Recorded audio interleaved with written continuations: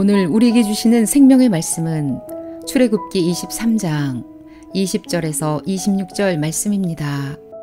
할렐루야. 옆에 분과 인사하시겠습니다. 주님의 이름으로 사랑하며 축복합니다. 다시 한번요, 이 시간 은혜 받읍시다.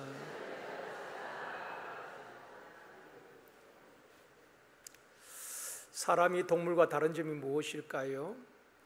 감사할 줄 안다는 것입니다. 동물들은 집을 지어주고 먹을 것을 주어도 감사할 줄 모릅니다. 그러나 사람은 감사할 줄 압니다. 내가 돈을 내고 식당에서 음식을 먹어도 잘 먹었습니다, 감사합니다, 인사를 합니다. 성경에도 보면은 감사에 대해서 많은 말씀들을 하고 있습니다. 골로새서 3장 15절 말씀입니다. 너희는 또한 감사하는 자가 되라. 감사하는 자가 되라. 제가 성경을 읽으면 여러분 그냥 자막을 보시고 읽으시면 되겠습니다. 골로새서 2장 7절 말씀입니다. 믿음에 굳게 서서 감사함을 넘치게 하라. 골로새서 3장 16절 말씀, 감사하는 마음으로 하나님을 찬양하고. 빌립보서 4장 6절 말씀입니다. 아무것도 염려하지 말고 다만 모든 일에 기도와 간구로 너희 구할 것을 감사함으로 하나님께 아뢰라. 이번 주 암송 데살로니가전서 5장 18절 말씀입니다. 범사에 감사하라. 이것이 그리스도 예수 안에서 너희를 향하신 하나님의 뜻이니라. 계속 성경 우리에게 말씀합니다. 감사하는 자가 되라. 감사함을 넘치게 하라. 감사함으로 찬양하라. 아무것도 염려하지 말고 감사함으로 기도하라. 범사에 감사하라. 이것이 너희를 향하신 하나님의 뜻이니라. 감사하는 것이 하나님의 뜻이라면은 원망하고 불편한 것은 마귀가 좋아하는 일이겠지요. 후반기에도 감사가 넘치는 교회, 감사가 넘치는 가정이 되어지기를 원합니다. 오늘은 맥주 감사주일로 지킵니다. 절기와 축복의 약속이라는 제목으로 말씀을 드리려고 합니다. 종교개혁자 루터는 말하기를 하나님의 축복은 감사의 문으로 들어와서 불평의 문으로 나가버린다, 그렇게 말했습니다. 이스라엘 백성들이 무엇 때문에 광야에서 원망합니까? 민수기 21장 5절 말씀 같이 읽습니다. 백성이 하나님과 모세를 향하여 원망하되 어찌하여 우리를 애굽에서 인도해 내어 이 광야에서 죽게 하는가? 이곳에는 먹을 것도 없고 물도 없도다. 우리 마음이 이 하찮은 음식을 싫어하노라 하매. 하나님께서 이스라엘 백성들을 애굽에서 구원하신 것은 광야에서 죽게 하기 위함이 아니지요. 가나안 땅에서 하나님을 잘 섬기도록 애굽에서 해방시켜 주셨습니다. 그런데 이스라엘 백성들은 애굽에서 우리를 인도하여 광야에서 죽게 하려고 하느냐? 이곳에는 먹을 것도 없고 마실 물도 없도다. 만나 이제는 지겹다, 화찮은 음식이라고 그렇게 말하고 있는 것입니다. 하나님께서 매일같이 만나를 내려주셨잖아요. 광야에서 그들이 심고 거둔 것도 없습니다. 하루라도 하나님께서 만나를 내려주시지 않는다면 그들은 굶어야 하는 것입니다. 그런데 이스라엘 백성은 뭐라고 말합니까? 처음에는 이것이 무엇이냐 감사했습니다. 그런데 시간이 지나면서 하찮은 음식이라고 이야기하고 있는 것입니다. 그러면서 이곳에는 무화과도 없고 포도도 없고 석류도 없고 물도 없도다 라고 원망하고 있는 것입니다. 하나님께서 주신 것을 하찮은 음식이라고 말하면서 감사할 줄 모르고 없는 것을 세워가면서 하나님과 모세를 원망하고 있는 것입니다. 찬송 429장에 보면 이런 가사입니다. 세상 모든 풍파 너를 흔들어 약한 마음 낙심하게 될 때에 내려주신 주의 복을 세우라. 주의 크신 복을 내가 알리라. 받은 복을 세워 보아라. 주의 크신 복을 내가 알리라. 우리가 왜 원망합니까? 하나님께 주신 복을 잊어버리고 없는 것을 생각하면서 원망할 때가 참 많이 있습니다. 사랑하는 성도 여러분, 사람은 누구나 부족한 것이 있고 모자란 것이 있습니다. 가정마다, 교회도 마찬가지지요. 없는 것을 세워가면서 원망하기보다도 하나님께서 내게 주신, 우리 가정에 주신 것을 생각하고 교회에 주신 은혜를 생각하면서 감사할 수 있어야 되는 것입니다. 예수님께서 빈들에서 떡 5개와 물고기 2마리로 축사하셨습니다. 이 축사란 것은 한문으로 빌축자의 감사할 사자거든요. 보잘것없는 작은 것을 가지고 우리 주님께서 축사, 감사함의 기도를 드렸다는 것입니다. 그리고 나누어 줄 때에 남자만 5,000명이 먹고 12강주리를 거두게 되는 기적이 일어나게 된 것입니다. 작은 것을 가지고 감사할 때에 풍성케 되는 기적이 일어나게 되어지고, 작은 일에도 감사할 때에 더 큰 감사할 일들을 우리에게 주실 줄 믿습니다. 정광 목사가 쓴 평생 감사란 책이 있습니다. 그 책에 보면 이런 글이 있습니다. 작은 것에 감사하라, 큰 것을 얻으리라. 부족할 때 감사하라, 넘침이 있으리라. 고통 중에 감사하라, 문제가 풀리리라. 있는 중에 감사하라, 누리며 살리로다. 사랑하는 성도 여러분, 감사도 습관이고 불평도 습관입니다. 감사하는 분들을 보면 어딜 가도 감사합니다. 밥을 먹으면서도 감사하고, 가정에서도 감사하고, 교회 와도 감사합니다. 그런데 불평하는 분들을 보면 어딜 가도 또 불평해요. 가정에서도 불평이고 교회에서도 불평을 하는 것입니다. 어떤 장로님이 쓴 칼럼의 제목이 방귀 감사였습니다. 재밌는 내용이라서 잠깐 소개하려고 합니다. 아마 장로님께서 수술을 하신 것 같아요. 이렇게 글을 썼습니다. 수술 후 하루가 지났다. 점심시간 밥 주는 아주머니가 묻는다. 방귀 나왔어요? 아니요 했더니 방귀 나오면 알려주세요. 흰죽 드릴게요. 회진하는 의사 선생님이 방귀 나왔냐고 묻는다. 아니요 했더니 운동 많이 하세요 라고 했다. 아내가 오더니 대뜸 방귀 나왔느냐 묻는다. 전에는 방귀 낀다고 핀잔을 주던 아내가 내 방귀를 애타게 기다린다. 목사님이 신방 오셔서 기도해 주신 다음에 장로님 방귀 나왔어요 하고 물으셨다. 병실에 오시는 분들마다 방귀 타령이다. 방귀가 이렇게 좋은 것인가? 그런데 그동안 왜 그렇게 방귀를 푸 대접했던가? 나는 강아지처럼 병실을 돌면서 방귀야 나오느라 기도하면서 힘을 주는데 푹 하고 방귀가 나왔다. 나도 모르게 주님 방귀 나오게 해주셔서 감사합니다 라고 기도했다. 짧은 칼럼이지만은 평소에는 감사할 줄 몰랐는데 수술하고 나니까 의사도 밥 주는 분도 오는 문병경마다 다 방귀 나오냐고 묻는다는 것입니다. 평소에 잊고 있었던 작은 일에도 감사하자는 그런 내용이지요. 오늘 본문에 보면 하나님께서 이스라엘 백성들에게 3대 절기를 지키라 그렇게 말씀하고 있습니다. 첫 번째 3대 절기를 지키라. 출애굽기 23장 14절 말씀입니다. 같이 읽습니다. 너는 매년 3번 내게 절기를 지킬지니라. 우리 하나님께서 이스라엘 백성들에게 그렇게 명하신 것입니다. 매년 3차례 절기를 지키라 그렇게 말씀하셨습니다. 여러분 3대 절기가 무엇입니까? 부활절, 추수감사절, 성탄절.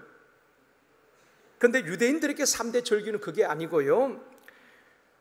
구약의 3대 절기는 유월절, 맥추절, 수장절 이 3가지를 3대 절기라고 말합니다. 이것을 지키라고 말씀하신 것입니다. 하나님께서 절기를 지키라고 하신 것은 그 절기를 통하여서 하나님이 베푸신 은혜를 기억하고 감사하라는 것입니다.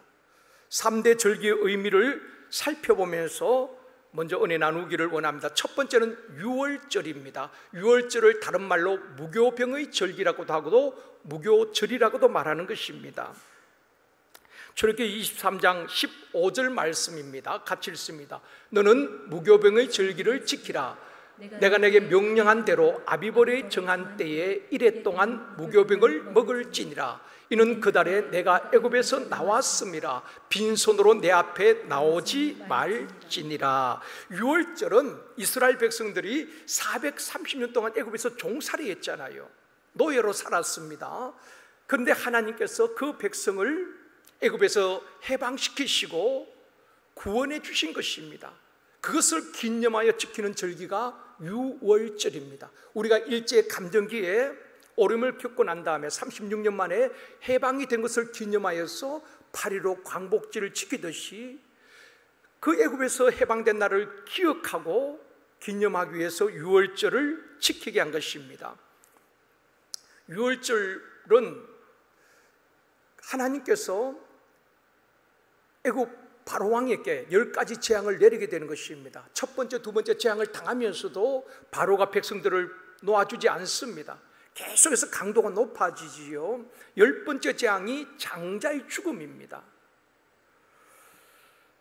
10번째 재앙을 내리기 전에 하나님께서 모세를 통하여서 이렇게 말씀하십니다. 이스라엘 자손들이 거하는 집에는 어린 양을 잡아서 그 피를 집 좌우 문설주와 임방에 바르게 합니다. 그런데 그날 밤에 이 죽음의 재앙이 온 애굽을 덮게 되는 것입니다. 그 피가 없는 집에는 죽음의 재앙이 들어가서 바로의 장자부터 모든 애굽의 장자들이 다 죽게 되어지고 짐승의 첫 새끼도 다 죽게 되는 것입니다. 그런데 그 어린 양의 피가 문 좌우 설주와 임방에 있는 집에는 이 재앙이, 죽음의 재앙이, 사망의 권세가 들어가지 못하고 넘어가게 되는 것입니다. 그래서 유월절을 패스오버라고 말하는 것입니다. 재앙이 넘어갔다, 죽음이 넘어갔다, 그런 의미인 것입니다.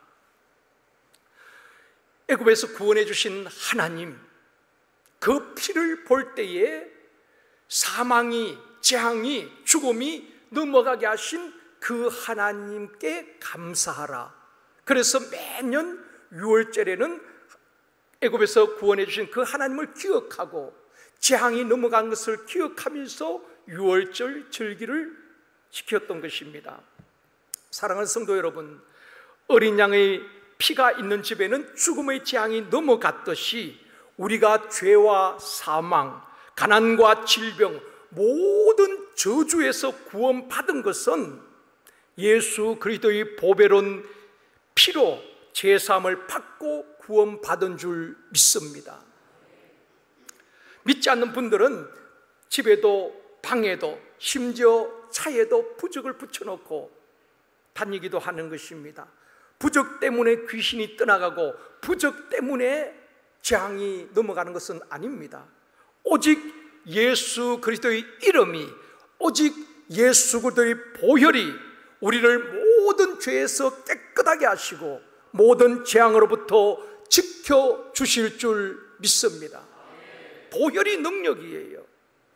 후반기에도 여러분의 가정과 자녀들에게 교회와 사역의 현장에, 직장과 사업장, 여러분의 모든 삶의 현장에 악한 영들이, 어둠의 영들이 떠나가는 역사 있기를 원합니다.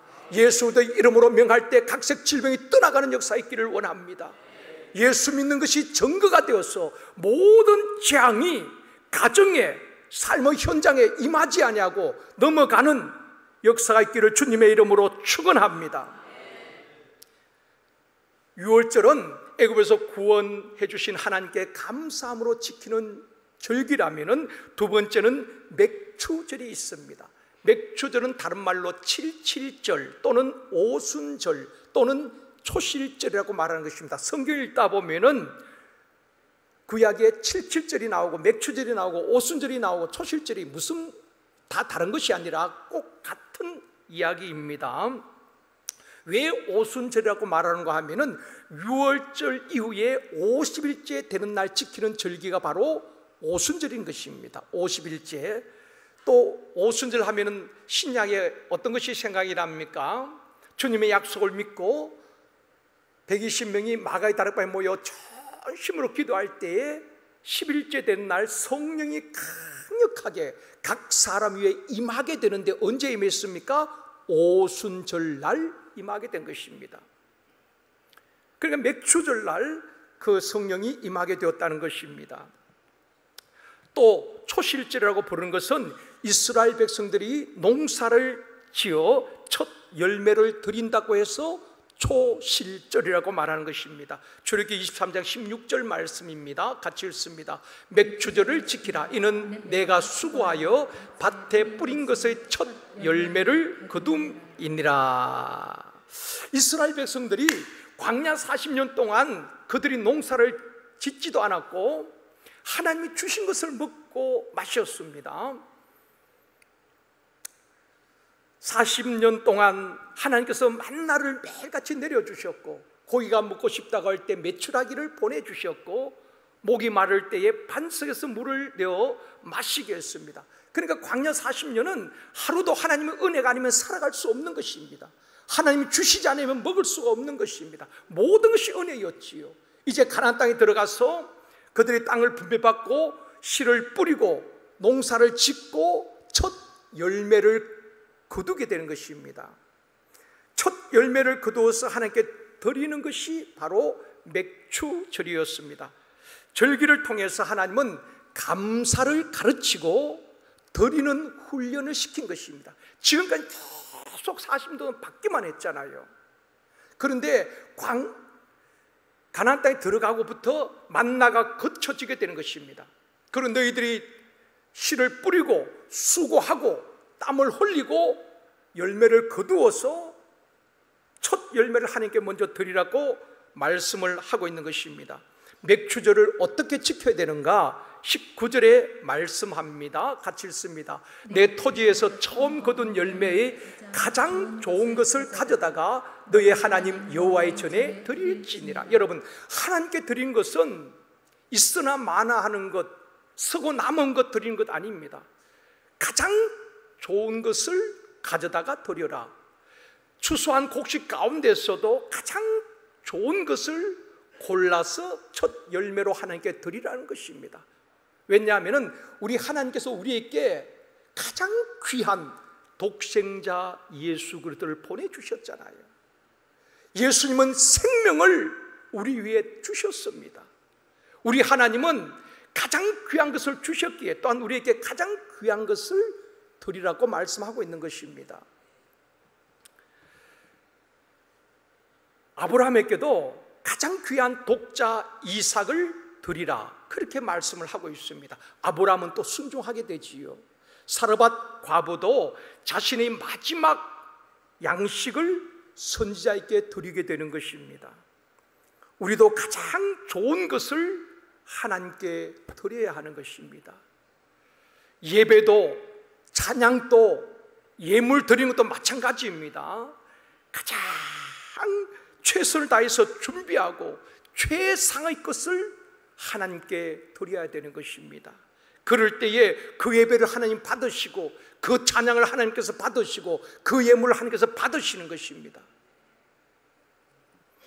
맥추절을 지키라고 하는 것은 지금까지는 하나님이 주시는 것을 받았지만은 이제는 너희들이 하나님께 드리는 훈련을 시키는 것입니다. 그것도 가장 귀한 것을 하나님께 드리라, 그렇게 말씀하고 있는 것입니다.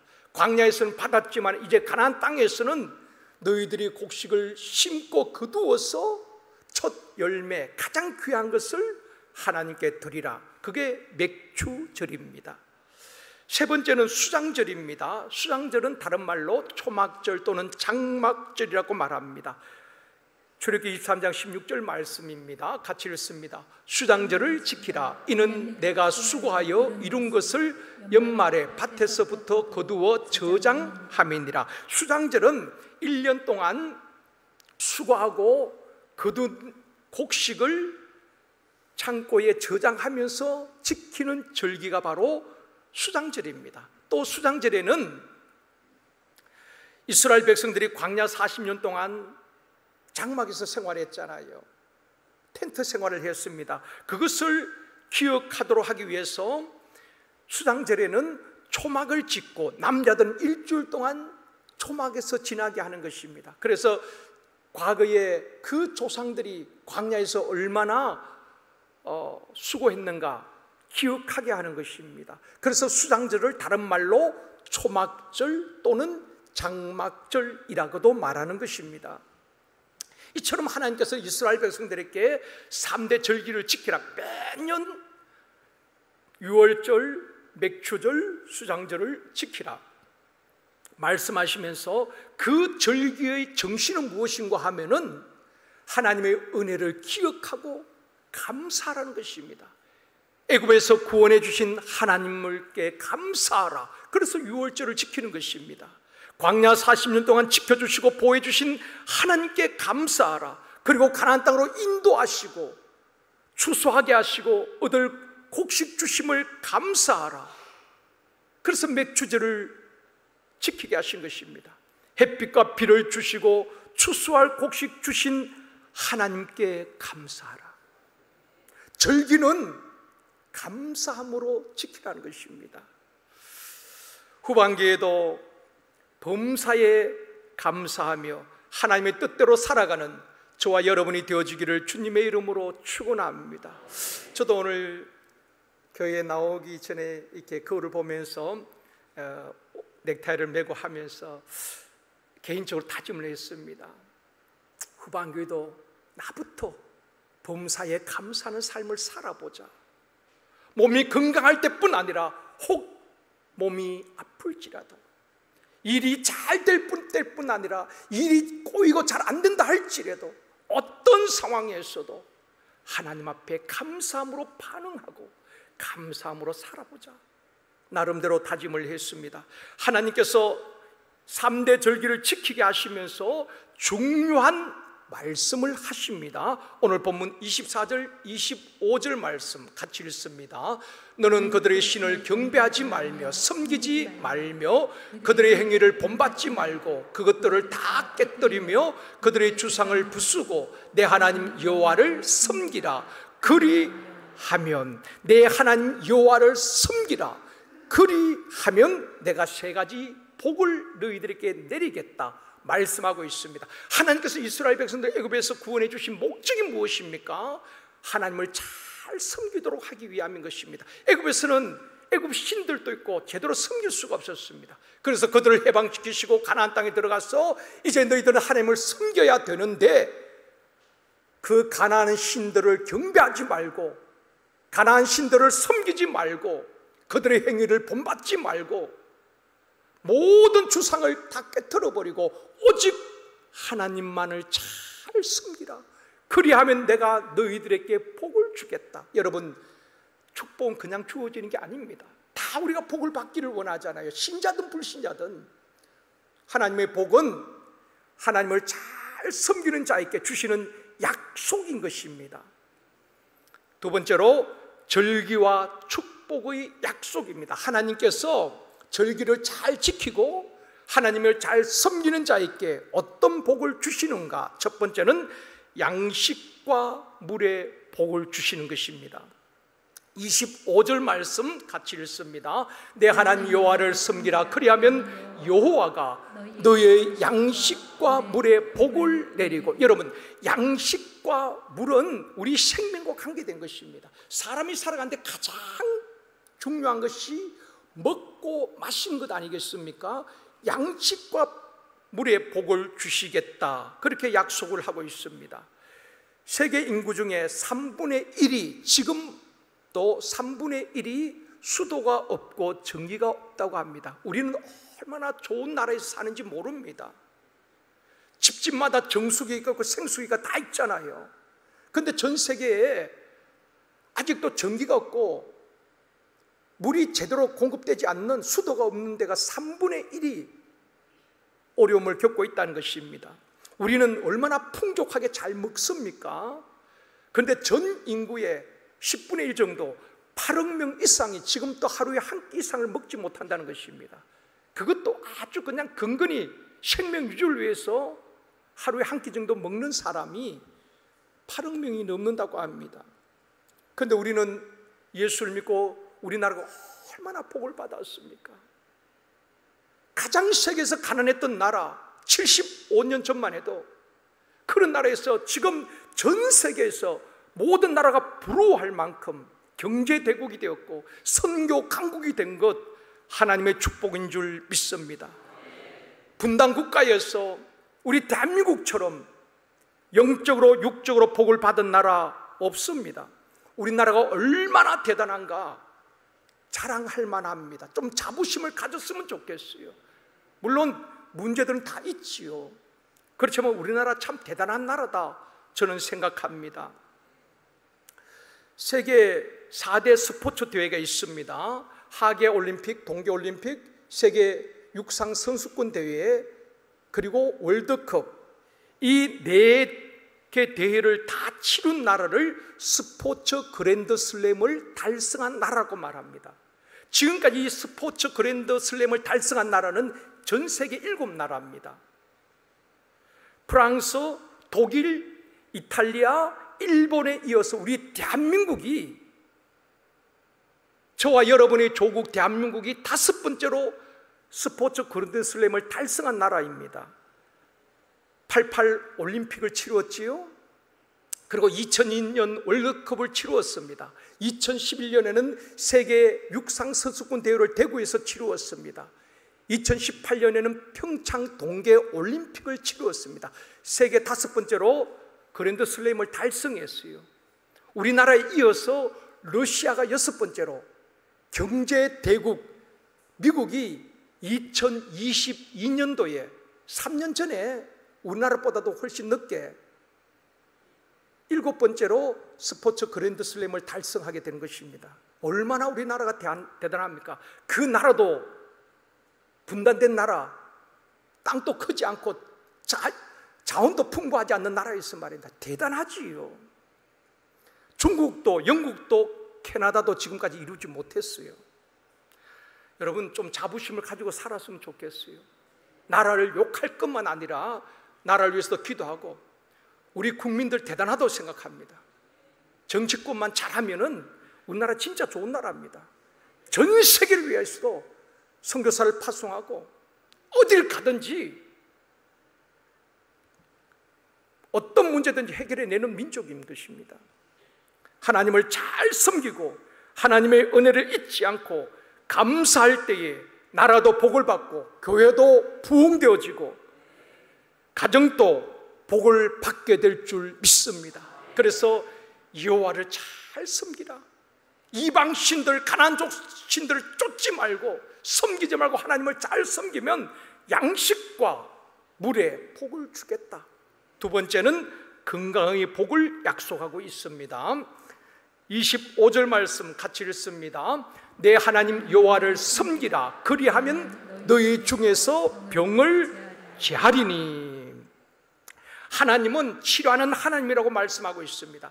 여호와를 잘 섬기면 너희 중에 병을 제하여 주시겠다. 실제적으로 광야에서 그런 일들이 있었죠. 불뱀에 물렸을 때도 하나님께서 그들에게 병을 제하여 주셨습니다. 아니, 병이 있다 할지라도 그 병에 눌리지 않도록 하나님께서 은혜를 주시고 믿음을 주시고 병 가운데서도 사역을 넉넉히 감당하게 하여 주실 줄 믿습니다. 그래서 여호와를 잘 섬기면 너희 중에 병을 제하여 주시겠다. 하나님이 이런 은혜와 복을 내려 주시기를 원합니다. 영국의 존 헨리라는 사람은 감사는 최고의 항암제요, 감사는 최고의 해독제요, 방부제라, 그런 말을 했습니다.